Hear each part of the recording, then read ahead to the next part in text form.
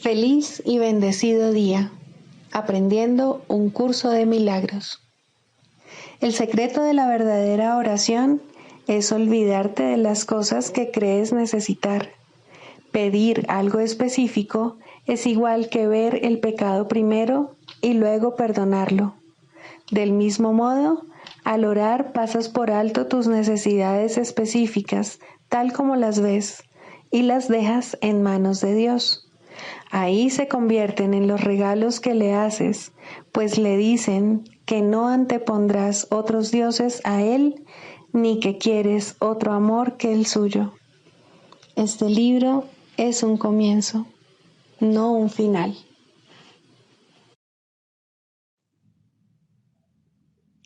Del prefacio, que postula párrafo 4. Una vez que alguien queda atrapado en el mundo de la percepción, queda atrapado en un sueño. No puede escapar sin ayuda, porque todo lo que sus sentidos le muestran da fe de la realidad del sueño. Dios nos ha dado la respuesta, el único medio de escape, el verdadero ayudante. La función de su voz, su Espíritu Santo, es mediar entre los dos mundos.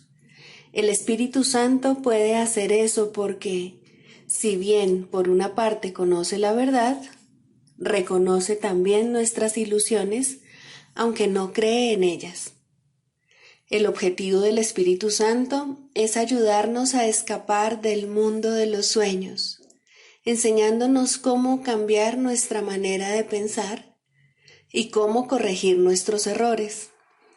El perdón es el recurso de aprendizaje excelso que el Espíritu Santo utiliza para llevar a cabo ese cambio en nuestra manera de pensar.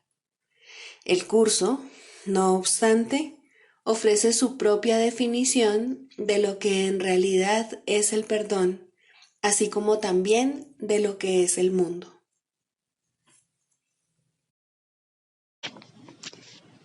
Introducción. Este es un curso de milagros, es un curso obligatorio. Solo el momento en que decides tomarlo es voluntario. Tener libre albedrío no quiere decir que tú mismo puedas establecer el plan de estudios. Significa únicamente que puedes elegir lo que quieres aprender en cualquier momento dado. Este curso no pretende enseñar el significado del amor, pues eso está más allá de lo que se puede enseñar.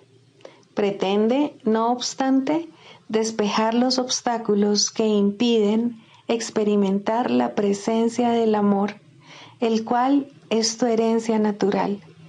Lo opuesto al amor es el miedo, pero aquello que todo lo abarca no puede tener opuestos. Este curso puede, por lo tanto, resumirse muy simplemente de la siguiente manera. Nada real puede ser amenazado.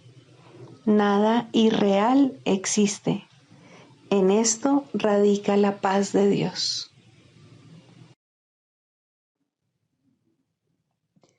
Capítulo 1. El significado de los milagros. Primero, principios de los milagros. Principio 18. El milagro es un servicio. Es el máximo servicio que le puedes prestar a otro. Es una manera de amar al prójimo como a ti mismo, en la que reconoces simultáneamente tu propia valía y la de él. La inminencia de la salvación.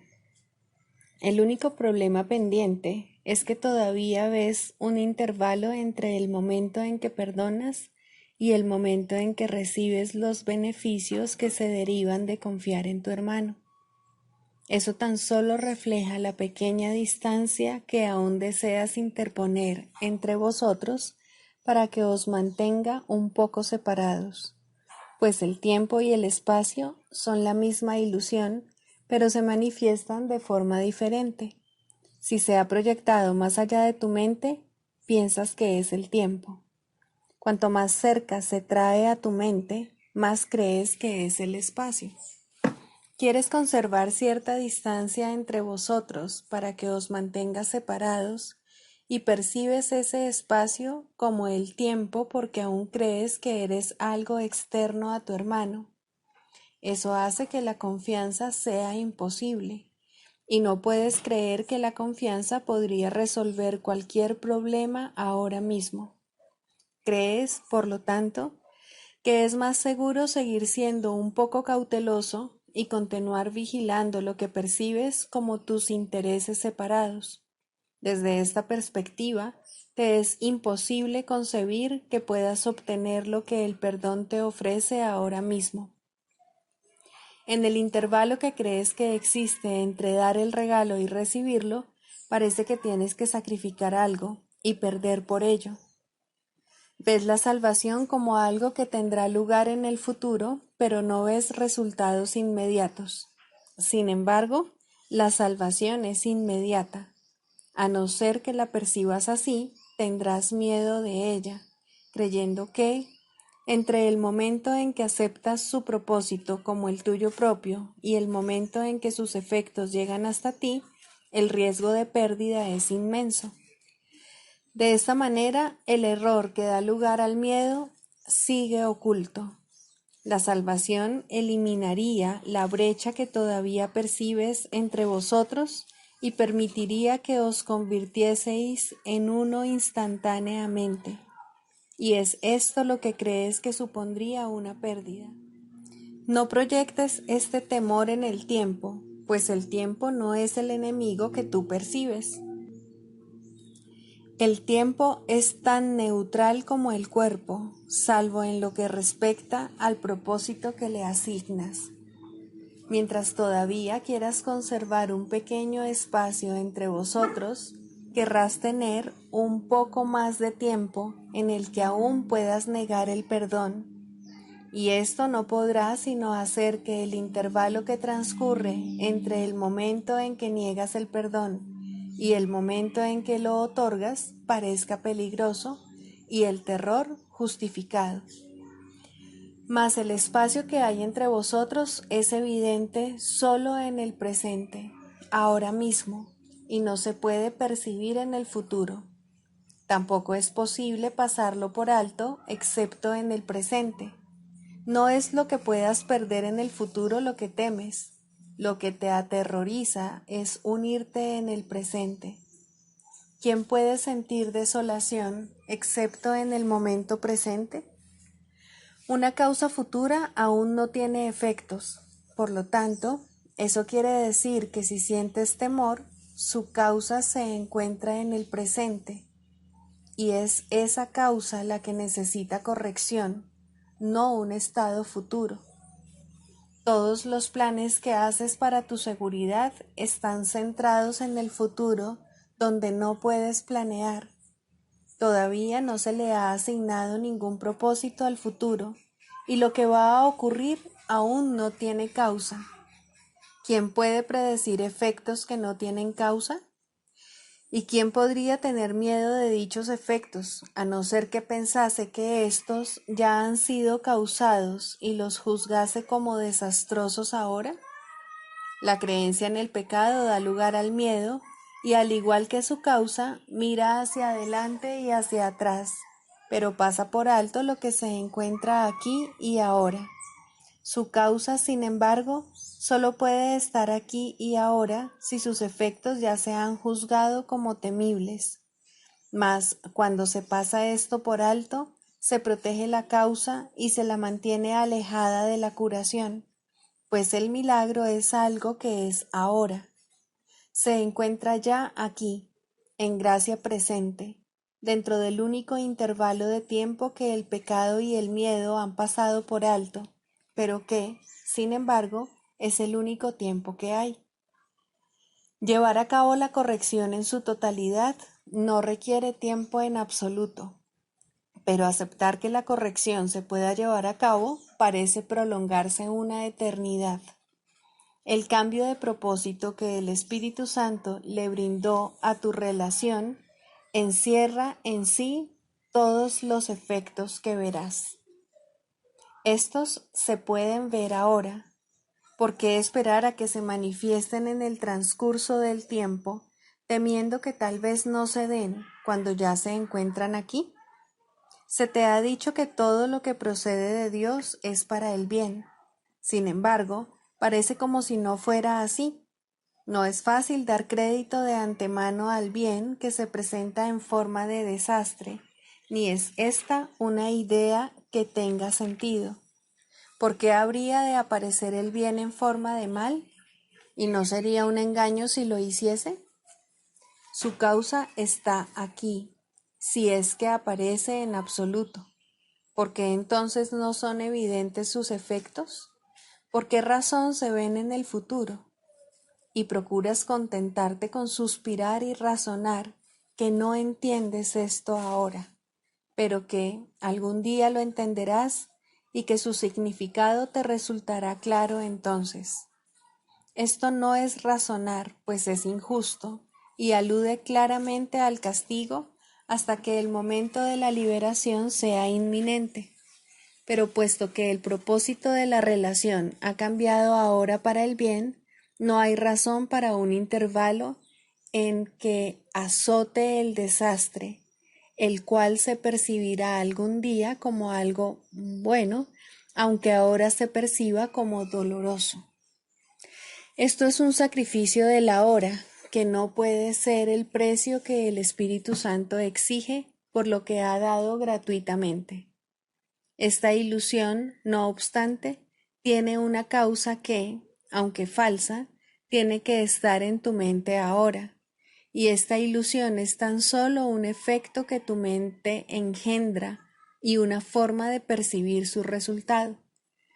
Este intervalo de tiempo en el que se percibe la represalia como la forma en la que se presenta el bien es solo un aspecto de la diminuta brecha que hay entre vosotros, la cual todavía no se ha perdonado.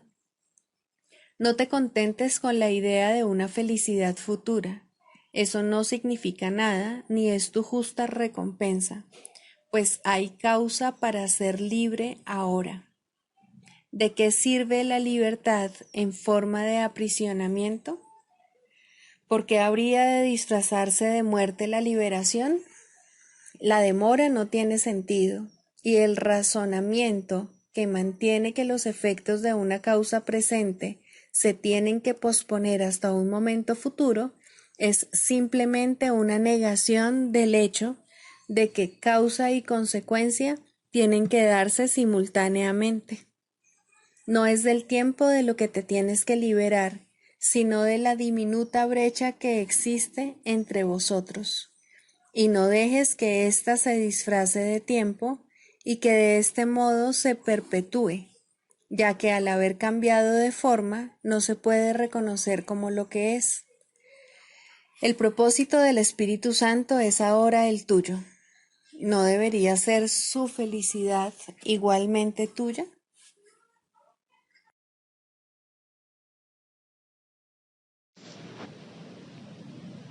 Libro de ejercicios, lección 186. De mí depende la salvación del mundo.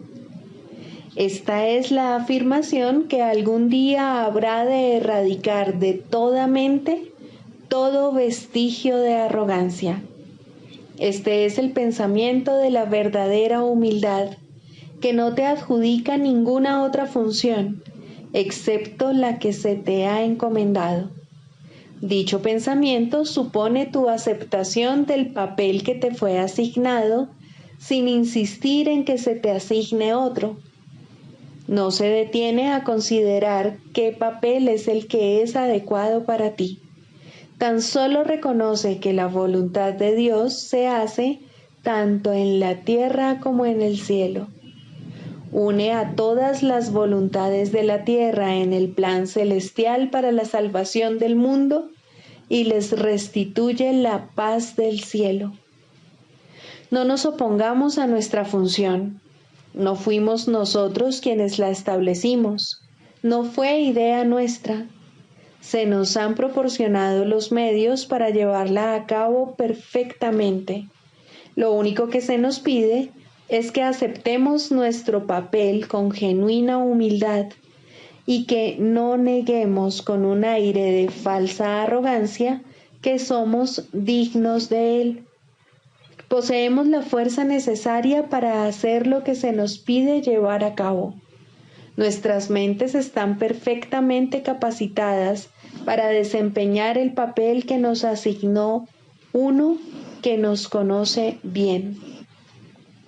Mientras no entiendas su significado, puede que la idea de hoy te parezca muy ardua. Lo único que dice es que tu Padre te recuerda todavía y te ofrece la perfecta confianza que tiene en ti, su Hijo. No te pide que seas diferente de como eres en modo alguno. ¿Qué otra cosa sino esto podría pedir la humildad? ¿Y qué otra cosa sino esto podría negar la arrogancia? Hoy no dejaremos de cumplir nuestro cometido con la engañosa excusa de que es un insulto a la modestia. Es el orgullo el que se niega a responder a la llamada del propio Dios. Hoy dejaremos a un lado todo vestigio de falsa humildad para poder escuchar la voz de Dios revelarnos lo que desea que hagamos. No pondremos en duda nuestra capacidad para llevar a cabo la función que Él nos ofrezca. Solo estaremos seguros de que Él conoce nuestras fuerzas, nuestra sabiduría y nuestra santidad. Y si Él nos considera dignos, es que lo somos. Es solo la arrogancia la que opina de otra manera. Hay una manera, y solo una, de liberarte del encarcelamiento al que te ha llevado tu plan de probar que lo falso es verdadero. Acepta en lugar de él el plan que tú no trazaste. No juzgues si eres o no merecedor de él. Si la voz de Dios te asegura que la salvación necesita que tú desempeñes tu papel y que la totalidad depende de ti, ten por seguro que así es. Los arrogantes tienen que aferrarse a las palabras, temerosos de ir más allá de ellas y de experimentar lo que podría poner en entredicho su postura. Los humildes, en cambio, son libres para oír la voz que les dice lo que son y lo que deben hacer. La arrogancia forja una imagen de ti que no es real. Esa es la imagen que se estremece y huye aterrorizada cuando la voz que habla por Dios te asegura que posees la fuerza, la sabiduría y la santidad necesarias para ir más allá de toda imagen.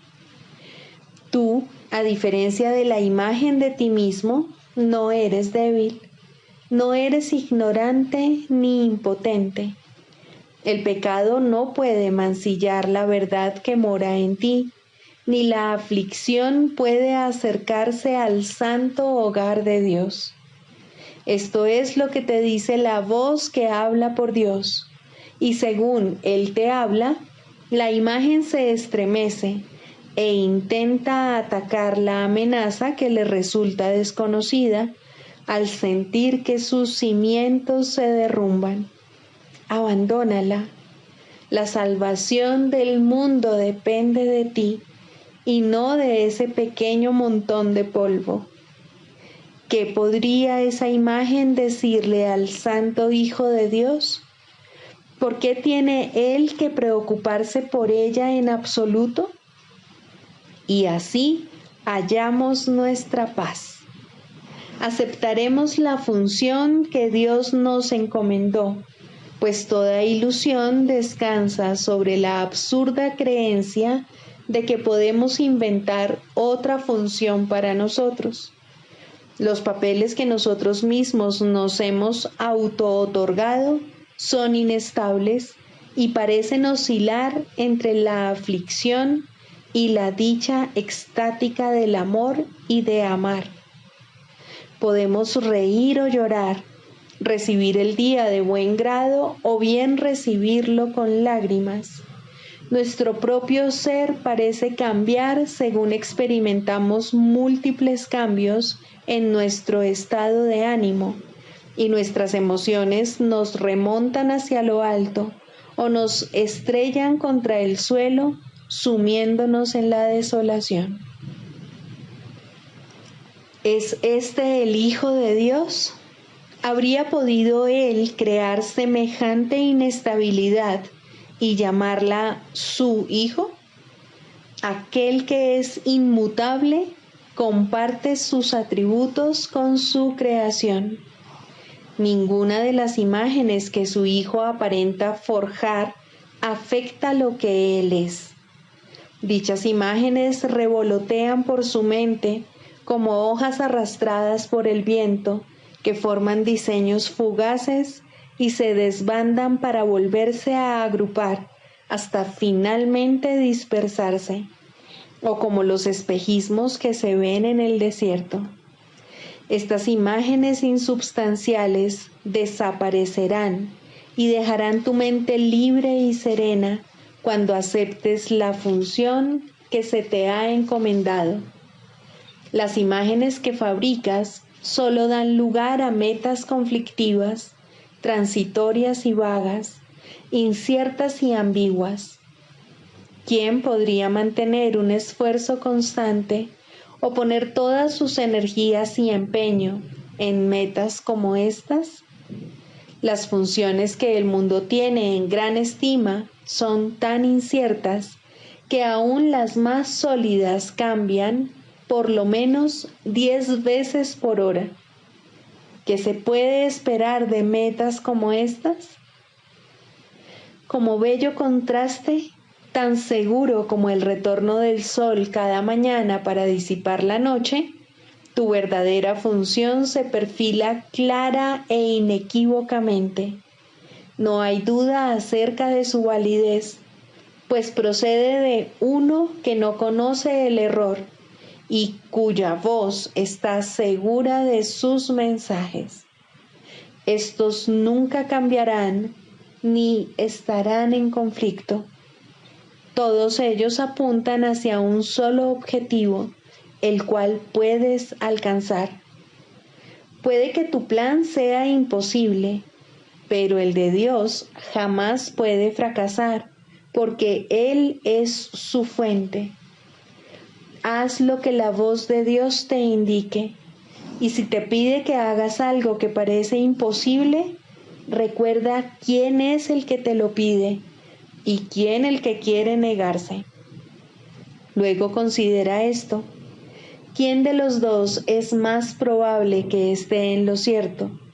¿La voz que habla por el Creador de todas las cosas y que las conoce exactamente como son, o la distorsionada imagen de ti mismo, que es inconsistente y está confundida, perpleja e insegura de todo? No permitas que su voz te dirija. Oye en su lugar una voz que es inequívoca y que te habla de la función que te encomendó tu Creador, quien te recuerda y te exhorta a que te acuerdes de Él ahora. Su dulce voz te llama desde lo conocido a lo que no conoce. Él quiere consolarte, aunque no conoce el pesar. Él quiere hacer una restitución, si bien goza de absoluta plenitud. Él quiere hacerte un regalo, si bien sabe que ya lo tienes todo. Él tiene pensamientos que satisfacen cualquier necesidad que su Hijo perciba, si bien Él no las ve, pues el amor solo puede dar, y lo que se da en su nombre se manifiesta en la forma más útil posible en un mundo de formas. Esas son las formas que jamás pueden engañar, ya que proceden de la amorfía misma. El perdón es una forma terrenal de amor que, como tal, no tiene forma en el cielo. No obstante, lo que aquí se necesite, aquí se concederá. Valiéndote de esta forma, puedes desempeñar tu función incluso aquí, si bien el amor significará mucho más para ti cuando se haya restaurado en ti el estado de amorfía. La salvación del mundo depende de ti, que puedes perdonar. Esa es tu función aquí.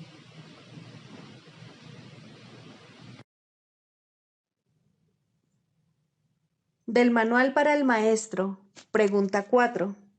¿Cuáles son las características de los maestros de Dios? 5. Júbilo. El júbilo es el resultado inevitable de la mansedumbre. La mansedumbre significa que el miedo es ahora imposible. ¿Qué podría entonces obstaculizar el júbilo? Las manos abiertas de la mansedumbre están siempre colmadas. Los mansos no experimentan dolor, no pueden sufrir. ¿Cómo no habrían de ser felices? Están seguros de que son amados y de que, por lo tanto, están a salvo. El júbilo va unido a la mansedumbre, tan inevitablemente como el pesar acompaña al ataque. Los maestros de Dios confían en Él y están seguros de que su Maestro va delante de ellos, asegurándose de que no les acontezca ningún daño. Disponen de sus dones y siguen su camino, porque la voz de Dios los dirige en todo. El júbilo es su himno de gratitud, y Cristo los contempla también con agradecimiento. La necesidad que Él tiene de ellos es tan grande como la que ellos tienen de Él. Qué gozo tan inmenso compartir el propósito de la salvación.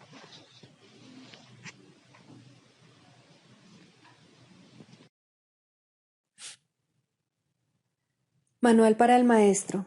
Pregunta 5. ¿Cómo se logra la curación? Para que la curación pueda tener lugar, es necesario que se entienda el propósito de la ilusión de la enfermedad. Sin ese entendimiento, la curación es imposible. Primero, el propósito de la enfermedad. La curación se logra en el instante en que el enfermo deja de atribuirle valor al dolor. ¿Quién elegiría sufrir a menos que pensase que con ello podría ganar algo y algo que tiene valor para él? Indudablemente cree que está pagando un precio módico por algo de mayor valor, pues la enfermedad es una elección, una decisión. Es la elección de la debilidad procedente de la equivocada convicción de que es fuerza. Cuando esto ocurre, se ve a la verdadera fuerza como una amenaza y a la salud como algo peligroso. La enfermedad es un método concebido en la locura para sentar al Hijo de Dios en el trono de su Padre. A Dios se le ve como algo externo, poderoso y feroz, ansioso por quedarse con todo el poder para sí mismo. Solo con su muerte puede su Hijo conquistarle. ¿Y qué representa la curación dentro de esta loca convicción? Simboliza la derrota del Hijo de Dios y el triunfo de su Padre sobre él. Representa el desafío supremo, en forma directa, que el Hijo se ve forzado a aceptar. Representa todo lo que él se ocultaría a sí mismo para proteger su vida. Si se cura, él es responsable de sus pensamientos, y si es responsable de sus pensamientos, será destruido a fin de demostrarle cuán débil y miserable era. Mas, si él mismo elige la muerte, su debilidad se convierte en su fuerza. Ahora se ha impuesto a sí mismo lo que Dios le habría impuesto, y de esta forma ha usurpado completamente el trono de su Creador. Segundo, un cambio de percepción. La curación es directamente proporcional al grado de reconocimiento alcanzado con respecto a la falta de valor de la enfermedad. Solo con decir, con esto no gano nada, uno se curaría. Pero antes de uno poder decir esto, es preciso reconocer ciertos hechos. En primer lugar, resulta obvio que las decisiones son algo propio de la mente, no del cuerpo. Si la enfermedad no es más que un enfoque defectuoso de solventar problemas, tiene que ser entonces una decisión. Y si es una decisión, es la mente y no el cuerpo la que la toma. La resistencia a reconocer este hecho es enorme, ya que la existencia del mundo tal como lo percibes depende de que sea el cuerpo el que toma las decisiones.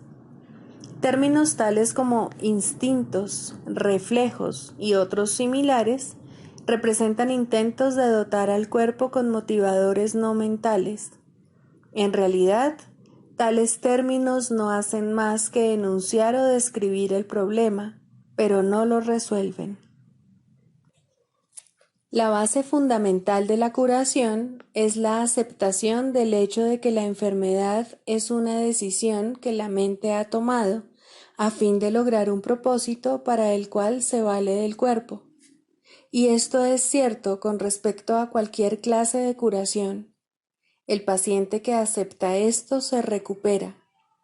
Si se decide en contra de la recuperación, no sanará.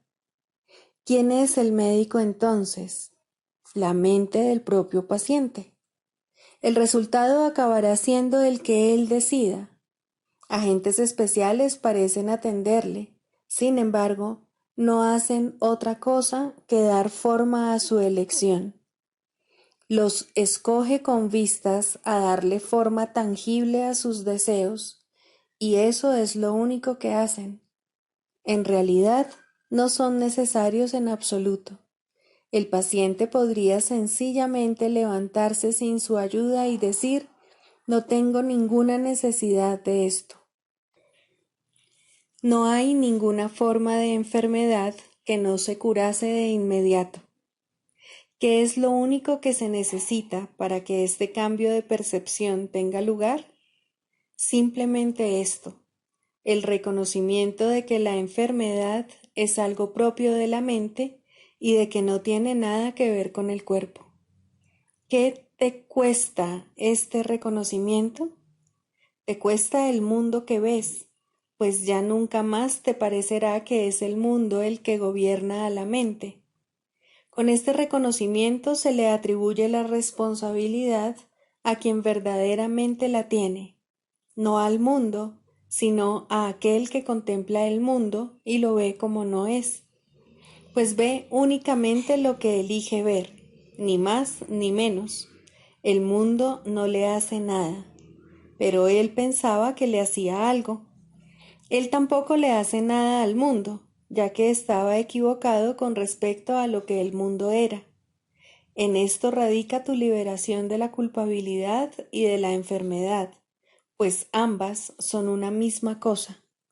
Sin embargo, para aceptar esta liberación, la insignificancia del cuerpo tiene que ser una idea aceptable. Con esta idea, el dolor desaparece para siempre. Pero con esta idea desaparece también cualquier confusión acerca de la creación. ¿Cómo podría ser de otra manera? Basta con poner causa y efecto en su verdadera secuencia con respecto a algo para que el aprendizaje se generalice y transforme al mundo. El valor de la transferencia de una idea verdadera no tiene límites ni final. El resultado final de esta lección es el recuerdo de Dios. ¿Qué significado tienen ahora la culpabilidad, la enfermedad, el dolor, los desastres y todos los sufrimientos? Al no tener ningún propósito, no puede sino desaparecer, y con ellos desaparecen también todos los efectos que parecían tener. Causa y efecto no son sino una réplica de la creación, vistos en su verdadera perspectiva, sin distorsiones y sin miedo, restablecen el cielo. Tercero, la función del Maestro de Dios. Si el paciente tiene que cambiar de mentalidad para poderse curar, ¿qué puede hacer el Maestro de Dios? ¿Puede cambiar la mentalidad del paciente por él? Desde luego que no. Para aquellos que ya están dispuestos a cambiar de mentalidad, la función del Maestro de Dios no es otra que la de regocijarse con ellos, pues se han convertido en maestros de Dios junto con Él. Con aquellos que no entienden lo que es la curación, no obstante, tienen una función más específica. Estos pacientes se dan cuenta de que ellos mismos han elegido la enfermedad. Por el contrario, creen que la enfermedad los ha elegido a ellos. No tienen tampoco una mentalidad abierta al respecto. El cuerpo les dice lo que tienen que hacer y ellos obedecen. No tienen idea de cuán demente es ese concepto. Solo con que lo sospecharan, se curarían. Pero no sospechan nada. Para ellos, la separación es absolutamente real. Los maestros de Dios van a estos pacientes representando otra alternativa que dichos pacientes han olvidado. La simple presencia del Maestro de Dios les sirve de recordatorio. Sus pensamientos piden el derecho de cuestionar lo que el paciente ha aceptado como verdadero. En cuanto que mensajeros de Dios, los maestros de Dios son los símbolos de la salvación. Le piden al paciente que perdone al Hijo de Dios en su nombre. Representan la alternativa.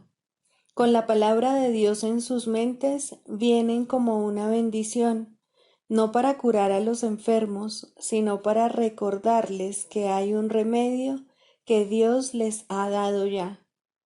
No son sus manos las que curan, no son sus voces las que pronuncian la palabra de Dios, sino que dan sencillamente lo que se les ha dado y exhortan dulcemente a sus hermanos a que se aparten de la muerte. He aquí, Hijo de Dios, lo que la vida te puede ofrecer. ¿Prefieres elegir la enfermedad en su lugar? Los maestros de Dios avanzados no toman en consideración ni por un instante las formas de enfermedad en las que sus hermanos creen. Hacerlo sería olvidar que todas ellas tienen el mismo propósito y que, por lo tanto, no son en modo alguno diferentes. Los maestros de Dios tratan de oír la voz de Dios en ese hermano que se engaña a sí mismo hasta el punto de creer que el Hijo de Dios puede sufrir, y le recuerdan que Él no se hizo a sí mismo y que aún es tal como Dios lo creó. Los maestros de Dios reconocen que las ilusiones no pueden tener efectos. La verdad que se encuentra en sus mentes se extiende hasta la verdad que se encuentra en las mentes de sus hermanos y de este modo no refuerzan sus ilusiones. Así, éstas se lleven ante la verdad no se lleva ante ellas. Y de esta manera se disipan, no por medio de la voluntad de otro, sino por medio de la única voluntad que existe en unión consigo misma. Esta es la función de los maestros de Dios, no ver voluntad alguna separada de la suya, ni la suya separada de la de Dios. Clarificación de términos. El perdón, la faz de Cristo. El perdón es el medio que nos lleva a Dios, y que nos permite alcanzarle, mas es algo ajeno a Él. Es imposible concebir que algo creado por Él pueda necesitar perdón. El perdón, entonces, es una ilusión, pero debido a su propósito, que es el del Espíritu Santo, hay algo en ella que hace que sea diferente. A diferencia de las demás ilusiones, nos aleja del error en vez de acercarnos a él. Al perdón podría considerársele una clase de ficción feliz, una manera en la que los que no saben pueden salvar la brecha entre su percepción y la verdad. No pueden pasar directamente de la percepción al conocimiento, porque no creen que esa sea su voluntad. Esto hace que Dios parezca ser un enemigo en lugar de lo que realmente es, y es precisamente esta percepción de mente la que hace que no estén dispuestos a simplemente ascender y retornar a Él en paz. Y de este modo necesitan una ilusión de ayuda porque se encuentran desvalidos, un pensamiento de paz porque están en conflicto. Dios sabe lo que su Hijo necesita antes de que Él se lo pida. Dios no se ocupa en absoluto de la forma, pero al haber otorgado el contenido, su voluntad es que se comprenda, y eso basta. Las formas se adaptan a las necesidades, pero el contenido es inmutable, tan eterno como su creador. Antes de que el recuerdo de Dios pueda retornar, es necesario ver la faz de Cristo. La razón es obvia. Para ver la faz de Cristo se requiere percepción. El conocimiento no es algo que se pueda ver, pero la faz de Cristo es el gran símbolo del perdón. Es la salvación, es el símbolo del mundo real. El que la ve deja de ver el mundo. Está tan cerca ya del umbral del cielo como es posible estar mientras aún esté afuera. Mas desde ahí, un paso más basta para entrar. Es el paso final, y ese se lo dejamos a Dios. El perdón es un símbolo también, pero en cuanto que símbolo exclusivo de la voluntad del Padre, no puede ser dividido. Y así, la unidad que refleja se convierte en su voluntad. Eso es lo único que aún está en el mundo en parte y que, al mismo tiempo, es el puente que conduce al cielo. La voluntad de Dios es lo único que existe. Lo único que podemos hacer es pasar de la nada al todo, del infierno al cielo. ¿Es esto una jornada? No, en verdad no lo es, pues la verdad no va a ninguna parte. Pero las ilusiones cambian según el lugar o la época. El paso final no es más que otro cambio. Por ser una percepción, es en parte irreal. Sin embargo, esa parte desaparecerá. Lo que entonces quedará será la paz eterna y la voluntad de Dios. Ahora ya no hay deseos, pues los deseos cambian. Incluso lo que una vez se deseó puede volverse indeseable. Esto es así porque el ego jamás puede estar en paz. Pero la voluntad es constante por ser el don de Dios, y lo que Él da es siempre como Él mismo. Este es el propósito de la faz de Cristo. Es el regalo de Dios para la salvación de su Hijo. Contempla únicamente esto y habrás sido perdonado.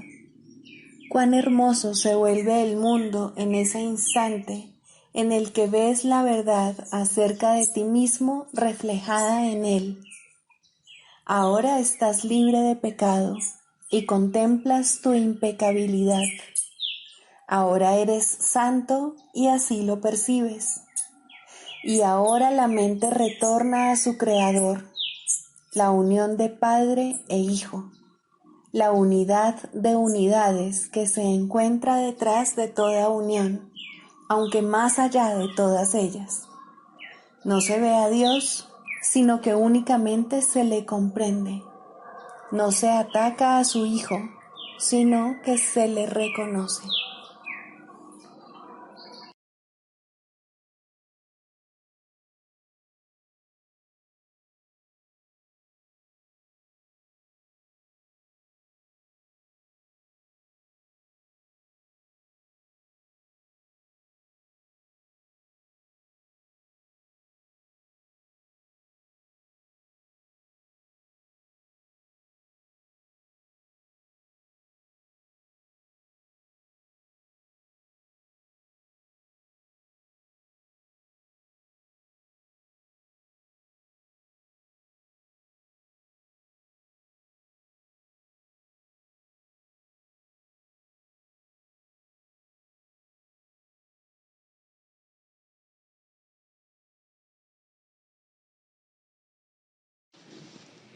Primero, los límites en la psicoterapia. El resultado ideal, no obstante, rara vez se alcanza. La terapia comienza con el entendimiento de que la sanación es de la mente y en psicoterapia los que creen esto ya se han acercado entre sí. Puede ser que no lleguen mucho más lejos, pues nadie aprende más allá de su disposición. Sin embargo, los niveles de disposición cambian y cuando el terapeuta o el paciente han alcanzado el siguiente, se les ofrecerá una relación que se adapta a su cambiante necesidad. Tal vez se unan de nuevo y avancen en la misma relación, haciéndola más santa. O tal vez cada uno de ellos se adentrará en otro compromiso. Ten por seguro, cada uno de ellos progresará. Los retrocesos son temporales. La dirección general es de progreso hacia la verdad. La psicoterapia de por sí no puede ser creativa. Este es uno de los errores que el ego fomenta, que es capaz de verdadero cambio y, por consiguiente, de verdadera creatividad. Cuando hablamos de la ilusión salvadora o de el sueño final, no es esto lo que queremos decir, pero aquí radica la última defensa del ego. La resistencia es su manera de ver las cosas, su interpretación del progreso y del crecimiento. Estas interpretaciones estarán necesariamente equivocadas, puesto que son ilusorias. Los cambios que el ego busca no son cambios reales, son solo sombras más profundas o tal vez distintos patrones de nubes. Sin embargo, lo que está hecho de nada no puede ser llamado nuevo o diferente. Las ilusiones son ilusiones. La verdad es verdad. La resistencia, como se define aquí, puede ser característica tanto de un terapeuta como de un paciente. En ambos casos, le pone un límite a la psicoterapia porque restringe sus objetivos. El Espíritu Santo tampoco puede luchar contra las intrusiones del ego en el proceso terapéutico, pero Él esperará y su paciencia es infinita. Su meta es siempre totalmente indivisa. Cualesquiera que sean las resoluciones alcanzadas por el paciente y el psicoterapeuta con respecto a sus propias metas divergentes, no pueden llegar a reconciliarse completamente como una hasta que se unen con las suyas. Solo entonces acaba todo conflicto, pues solo entonces puede haber certidumbre. En forma ideal, la psicoterapia es una serie de encuentros santos en los que los hermanos se encuentran para bendecirse y recibir la paz de Dios. Y esto llegará a ocurrir algún día para todo paciente sobre la faz de la tierra, pues ¿quién, sino un paciente, podría haber llegado aquí? El terapeuta es solo un maestro de Dios un poco más especializado. Aprende mediante la enseñanza y cuanto más avanzado se encuentra, más enseña y más aprende. Pero cualquiera que sea la fase en la que se encuentra, hay pacientes que lo necesitan exactamente así. No pueden asimilar más de lo que él puede dar por el momento. Sin embargo, ambos finalmente hallarán la cordura. El canto de la oración. Cuarto, orar con otros. Hasta que, por lo menos, no comience el segundo nivel, uno no puede unirse a otros en oración, pues hasta ese punto, cada cual no puede sino pedir cosas diferentes. Mas, una vez que se ha cuestionado la necesidad de considerar a otro como un enemigo, y la razón para hacerlo se ha reconocido, aunque sea por un instante, resulta posible unirse a otros en oración. Los enemigos no comparten una misma meta. En esto se basa su enemistad.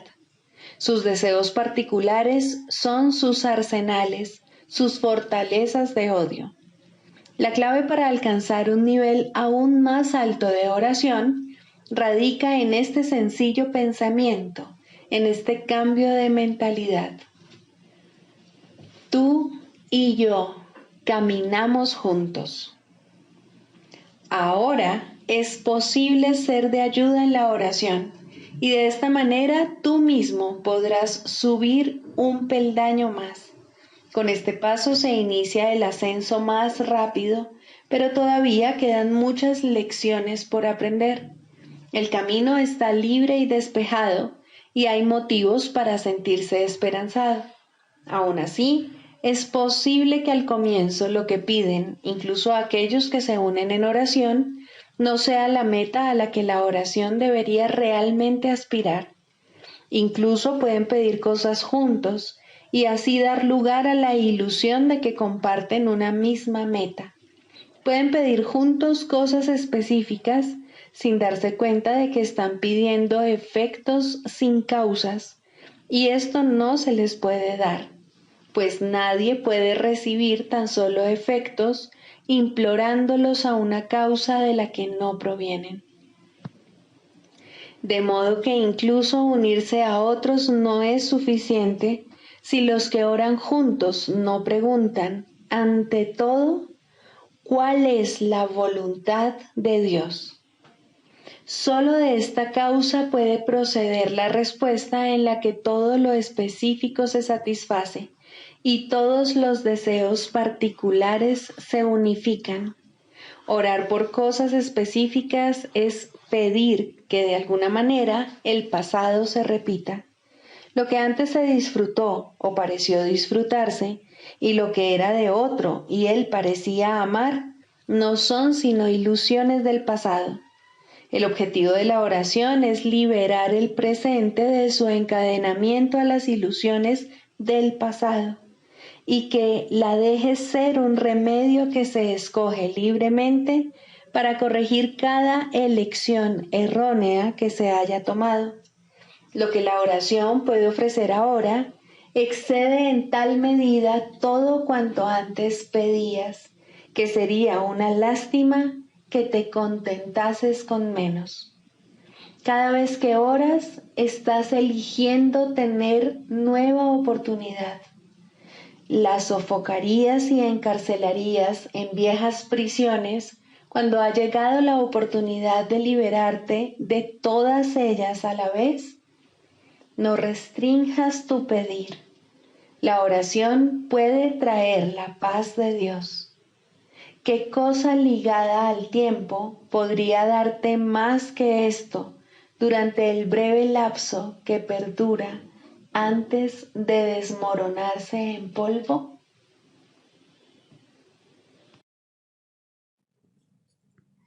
Sigamos a Jesús haciendo del perdón algo tan natural como respirar y algo tan vital como el aire. Amén.